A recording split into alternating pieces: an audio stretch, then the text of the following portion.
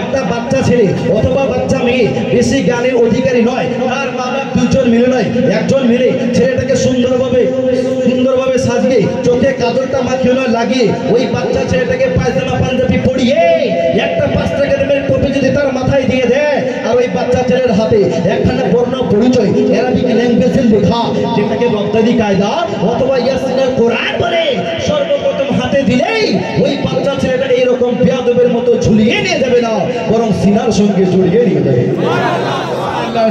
বাচ্চা ছেলে বাচ্চা মেয়ে তার মাও শিক্ষা দেয় নাই, বাবাও শিক্ষা দেয় নাই, গ্রামের লোক কেউ বলে নাই, অথচ কোনোদিন কোনো মৌলবীর কাছেও যায় নাই।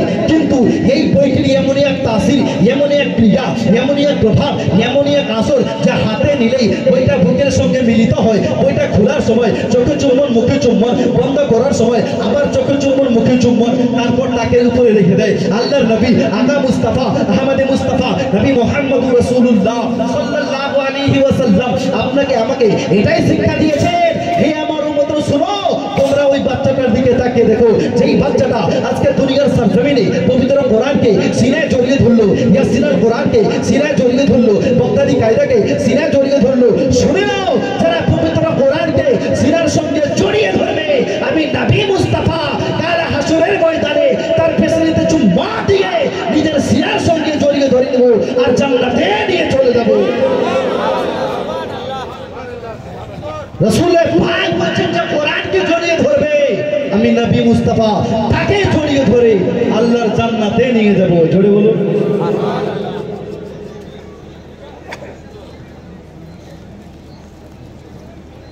মুসলমান বাবাজি ভাই, এই শিক্ষা আমরা দিলাম না, আর যে শিখছে ওকে আমরা মূর্খ মনে করি, ওই পড়াকে আমরা পড়া মনে করি না। বিশ্বনবী দো জাহানের বাদশা বললেন, খায়রুকুম মান তাআল্লামাল কুরআন ওয়া আল্লামাহু। দো জাহানের বাদশা বললেন, তোমাদের মধ্যে সেই লোকটাকে আমি বেশি ভালোবাসি যে লোকটা কোরআনে পাক শিখে এবং অপরকে কোরআনের শিক্ষা দেয়। যে শিখে এবং অপরকে শিখায়, আমি রাসূলুল্লাহ ওই লোকটাকে বড্ড ভালো। কিন্তু এই শিক্ষা আমরা দিলাম না। অনেক সময় মা বলে আমাদের কাছে আসে, হুজুর একটা তাবিজ দেন, তাবিজ দেন। কেন মা, কেন তাবিজ লাগবে? বলছে ছেলে কথা শুনে না, ছেলে আমাকে ধরে মারে, ছেলে আমাকে গালিগালাজ দেয়, তাবিজ দেন। ও যদি বড় বড় ইট কল ঝোলান তবুও লাভ হবে না, কারণ আপনি আপনার ছেলেকে ছোটবেলায় ভালো শিক্ষা দেন নাই। ছোটবেলায় ছেলেকে শিখিয়েছেন একে চন্দ্র, দুইয়ে পক্ষ, তিনে নেত্র, চারে বেদ, পাঁচে পঞ্চবান। এই ছেলে তো বড় হয়ে বলবে বুড়ার বুড়িকে ধরে বান, কারণ সে শিখেছে পাঁচে পঞ্চবান। যদি ছেলেকে কোরআনের শিক্ষা দিতেন, আপনার হাদিসের শিক্ষা দিতেন। আমার মুসলমান একটা জিনিস আপনাদের মাঝে বলে যাই, আমার সময় শেষের দিকে যেন একটু তাড়াতাড়ি বলছে, বুঝতে পারছি ভাই, বুঝতে ভাই, আজ পর্যন্ত কেউ প্রমাণ করতে পারে নাই। বৃদ্ধাশ্রমে খবর নিয়ে দেখবেন ডাক্তারের মা বৃদ্ধাশ্রমে, প্রফেসরের মা বৃদ্ধাশ্রমে, ইঞ্জিনিয়ারের মা বৃদ্ধাশ্রমে, কিন্তু প্রমাণ করতে পারে নাই মাওলানার মা বাবা বৃদ্ধাশ্রমে আছে নাকি? আছে। মাওলানার মা বাবা বৃদ্ধাশ্রমে নাই, বৃদ্ধাশ্রমে প্রফেসরের মা, ডাক্তারের মা, ইঞ্জিনিয়ারের মা।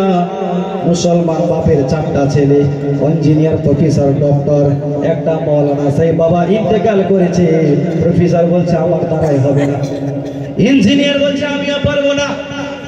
ওই 5000 আর 7000 ইমামকে বলছে ভাই আজকে তুই পড়া। চলে বলো, ওই 5 আর 6000 ইমাম, ভাই তুই পড়া, আমাদের দ্বারা সম্ভব না। এই জন্য মুসলমান বাবাজি ভাই ছেলে মেয়েকে কোরআনের শিক্ষা দিবেন আর আলিম ওলামাকে ভালো নজরে দেখবেন। ইহ জগৎ মঙ্গলময় হবে, পর জগৎ মঙ্গলময় হবে। ইন্তেকালের পর আপনার ঠিকানা জান্নাতের ভিতরে হবে। অবশ্যই মুসলমান বাবাজি ভাই ছেলে মেয়েকে ভালো শিক্ষা দিবেন, কোরআনের শিক্ষা দিবেন। আমার রাসূলে পাক বলেছেন, যে লোকটা কোরআনকে জড়িয়ে ধরবে আমি তাকে জড়িয়ে ধরে জান্নাতে নিয়ে দেব। সুবহানাল্লাহ। আচ্ছা, নবী যদি জান্নাতে নিয়ে যায় আল্লাহ কি বারণ করবে? নবী যদি জান্নাতে নিয়ে যায় আল্লাহ কি বারণ করবে? করবে না। একটা উদাহরণ শুনুন। একজন মাস্টার মশাই স্কুলে গিয়েছে পরীক্ষা নিতে। 10 মার্কের পরীক্ষা, 15 মিনিটের সময়। কয় মার্ক বললাম? সময় 15 মিনিট। তো যত স্টুডেন্ট ছিল সমস্ত স্টুডেন্ট একটা একটা করে পর্চা নিয়ে লিখতে আরম্ভ করেছে। আর একটা বোকা ছেলে, মাথা মোটা ছেলে, যে পড়াশোনা কম করতে পারি, আপনারা ওকে কি বলে? বোকা। হ্যাঁ, বোকা ছেলে। ও পর্চাও নেয় নাই আর লিখতে আরম্ভ করে নাই। মাত্র 3-4 মিনিট সময় আছে। ওই সময় গিয়ে মাস্টার বলছে, স্যার খাতাটা দেন। মাস্টার বলছে, আরে সময় তো নেই, লিখবি বা কি আর আঁকবি বা কি? তো বলছে, আমি লিখি না লিখে আপনার বাপের কি? আমি লিখি না লিখে আপনার বাপের কি? 3টা মিনিট তো সময় আছে না, খাতাটা দেন। খাতাটা এনে মাত্র বেঞ্চের মাথায় ঠেকিয়েছি। আবার বলছেন, স্যার জমা নেন। সকলের আগে জমা দেন। মাস্টার জানে যে বোকা ছেলে আর কি লিখবে, রাখলো। সবাই লেখা শেষ হলো, সবাই জমা করলো। মাস্টারের একটা নিয়ম আছে, দেখবেন খাতাটাকে এভাবে পাল্টে দেয়, তাই না? যে আগে জমা করেছে ওর খাতা আগে চেক, বোকা ছেলে আগে জমা করেছে ওর খাতা আগে এসেছে। দেখছে সামনে পিছনে পিছনে পিছনে সাদা, ওটাকে সাইডে রাখে। বাকি পর্চাগুলো চেক করছে, 10-এর মধ্যে কাউকে নাম্বার দিচ্ছে 7, 7.5, 8, 8.5। এইভাবে সবাইকে নাম্বার দিয়ে লাস্টের বেলা ওই পর্চাটা হাতে নিয়ে বলছে, আরে গরম দেখিয়ে তো নিয়ে গিয়েছিলিস, কিছু লিখেছিস? স্যার লিখেছি। কইলে সামনে কিছু নাই, পিছনে কিছু নাই, কি লিখলি? স্যার ভালো করে দেখেন আমি লিখেছি। কইলে বাপ কিছুই তো নাই। স্যার দেখেন ভালো করে আমি লিখেছি। মাস্টার বলছেন, বাপ তোর খাতায় আমি কিছুই দেখতে পাই না। আচ্ছা তুই নিজে বলতো তোর খাতাতে কি লেখা আছে বা কি আর্ট করা আছে? ছেলেটা বলছেন, স্যার শুনুন, আমার খাতার মধ্যে আর্ট করা আছে একটা খুঁটি, একটা রশি, একটা গাই আর কিছুটা ঘাস। স্যার দেখেন আমি আর্ট করে রেখেছি। মাস্টার বলছেন, বাপ কিছুই দেখতে পাই না। ছেলেটা বলছেন, স্যার শুনুন, খুঁটিতে বাঁধলাম রশি, রশিতে বাঁধলাম গাই, আর ঘাসটা তো মুখের সামনে রাখি নাই, একটুখানি দূরে রেখেছিলাম। এই জন্য গাইটা জোর করে ফুটে উপরে ঘাস কে স্যার এখান থেকে চলে গেছে। এখানে কি আর থাকবে ঘাস? গাই ঘাসকে চলে গেছে। তো মাস্টার মনে মনে ভাবছে, বোকা ছেলে আমাকে বোকা বানালো। তো মাস্টার ভাবলেন, বাপ তুই খাতাতে কিছু লেখ কিংবা নাই লেখ, তোর মাথায় এত সুন্দর একটা বুদ্ধি এসেছে, তাতেই আমি খুশি। যা, সব থেকে হাইস্ট নম্বর তোকে দিয়ে দিলাম। সব থেকে হাইস্ট নম্বর তোকে দিয়ে দিলাম। এবারে আপনারা বলুন, মাস্টার খুশি হয়ে ছেলেকে হাইস্ট নম্বর দিল, মাস্টারের জেল হবে? জেল হবে ভাই? ফাঁসি হবে? মামলা হবে? কিছুই হবে না। মাস্টার যেমন ছেলের উপরে খুশি হয়ে ছেলেকে হাইস্ট নম্বর দিল, মাস্টারের জেল হলো না, ফাঁসি হলো না, মামলা হলো না। ঠিক তেমনি নাবি যদি খুশি হয়ে যায়, নাবি যদি রাজি হয়ে যায়, নাবি যদি উম্মতকে নিয়ে জান্নাতে নিয়ে যায়, তাহলে আমার আল্লাহ বারণ করবে না। কারণ খোদা কে রাজা চাহতে হ্যায় তো আলম, খোদা চাহতা হ্যায় রাজা হে মুস্তাফা। সুবহানাল্লাহ, সুবহানাল্লাহ। বহুত খুব, বহুত। নবী তুমি যাতে রাজি, আমি আল্লাহ তাতে রাজি। জোরে বলুন, তুমি যাতে রাজি, আমি আল্লাহ তাতে রাজি। এই জন্য রাসূল পাক সাল্লাল্লাহু তাআলা আলাইহি ওয়াসাল্লামকে রাজি করতে হবে।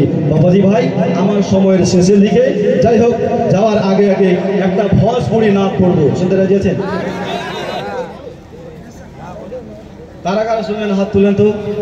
नारे तकबीर, नारे रिसालत, मसला के आला हजरत, गौस का दामन, ख्वाजा का दामन, ख्वाजा का हिंदुस्तान। नारे तकबीर, नारे रिसालत। আমার নবী যেদিন দুনিয়ায় এসেছিলেন ওই দিনটা